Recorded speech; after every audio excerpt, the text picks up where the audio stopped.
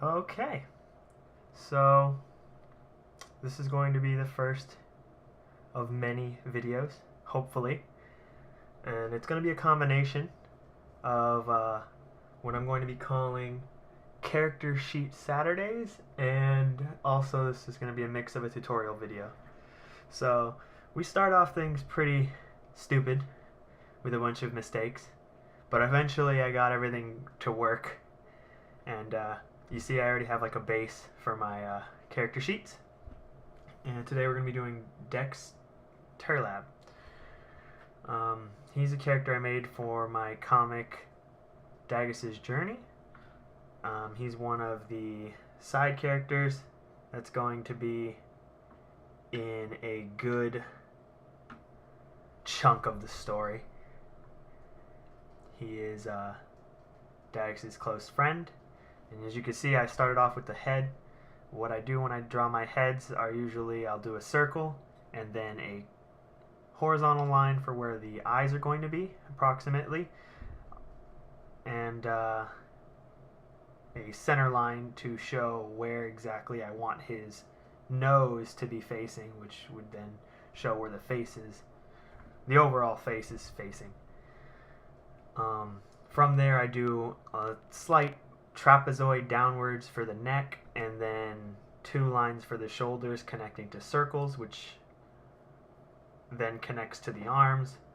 I'll draw a line out for the elbow to meet approximately where the center of the body is, just above the hips, and then that'll connect out into the arm. If the arm is raised above the head, the elbow is usually just above the head, if not at the exact same height as the head when it's raised. And then for the legs, I kind of just eyeball it, but you want to at least make sure that the thigh and the shin are about the same size. At least in my experience, I think that looks best. I'm not sure if that is the right way to do it, if that's as close to realistic as possible. I'm not too sure, but that's what looks the best for me, so that's what I do. And then now you can see I'm starting to round out and kind of sketch out where exactly I want certain things. And in this rough draft stage, I kind of just put things where I kind of want them to be, and then now I'm going to start the lining process, which is going to be where I for sure am going to want to do things. You're going to see a lot of undoing for this stage, because this is the permanent one. So anything that I think doesn't look good, I'm going to undo. I kind of have like that kind of scratchy way of drawing my lines sometimes, and it helps to not do that, because to be honest, it's better to practice, like as an artist, it's better to practice doing full lines rather than sketchy lines. But I don't know, sometimes I do it, sometimes I don't.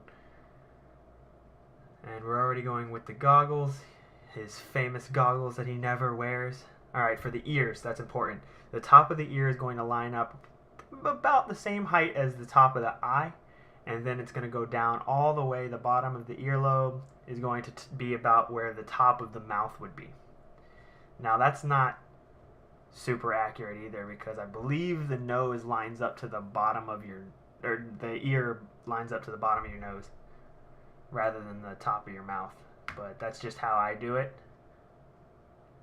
Kids are a little bit difficult to draw, so I kind of just give them big eyes and big ears and hope that works.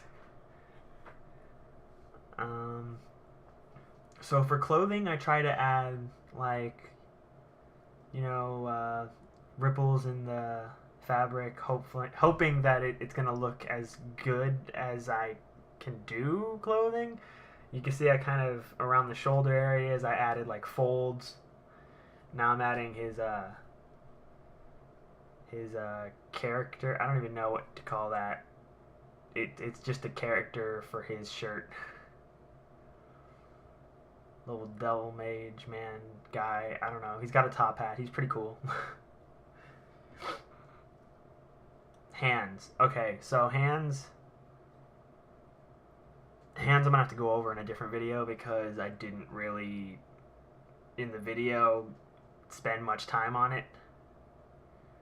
But hands, it's pretty much for the center of your hand, the palm, if you will just be like a square or a rectangle, depending on if you have the hand spread out or if it's like a fist. And then from there, I'll just extend rectangles out in the direction that I need. But as you can see that in this instance, I didn't do that, and I just kind of just guessed where I wanted to put it. So now you see I'm going back and cleaning up certain areas that didn't look so good, and it'll take a few tries for me to get it to where I want. And I was a little confused with the fold in the arm. I wasn't sure which part of the arm would go in front. I still don't know if that's actually correct or not, what I was doing. I don't even think that. No, that looks like it could be right. Alright, so cool. I did it right. Now we're going to go to the shorts. Again, folds. Do a lot of folds in the groin area. And you can see I'm doing a lot of full lines rather than sketch lines. I do more sketch type lines, scratch lines, towards areas that need more of a precise look to them.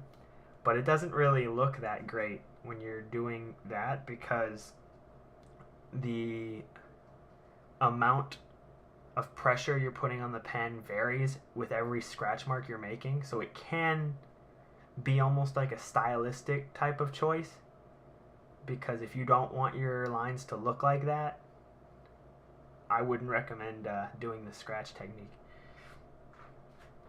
And here we go, I finished the boots. Now we're just adding the finishing touches to his character, the bandaging around one of his arms and around his neck. And that should be the last thing. And there it is. Now I'm going to put in all the details of his character. So, what his sigil looks like,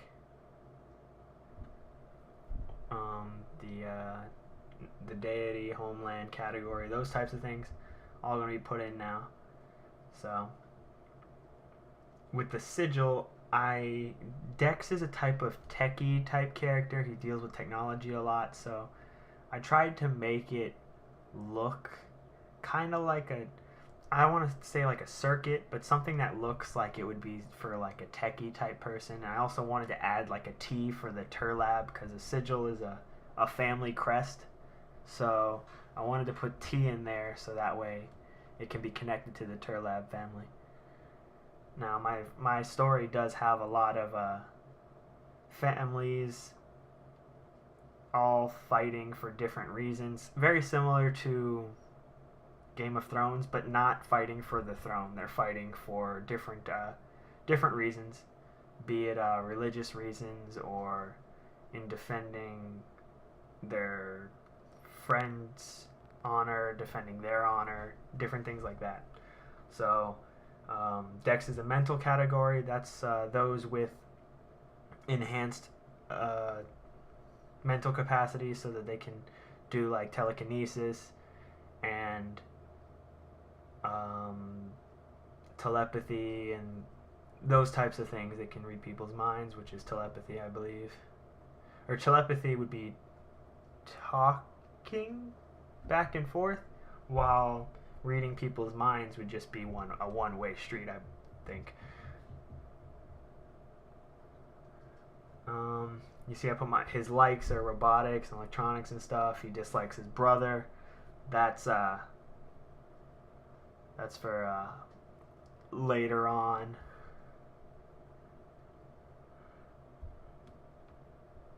To be revealed. Okay, so this is my favorite thing about this character, is his skills. Microengineering cells. His cells can leave his body and engineer electronics and move electronics on a microscopic level, and it's great. So with that, now finished the character of Dex, and I hope you guys enjoyed this little thing, and maybe let me know if you guys want to see more videos like this. I'm still going to do it regardless, but it's good to have some feedback to see if you guys are enjoying this, and see ya.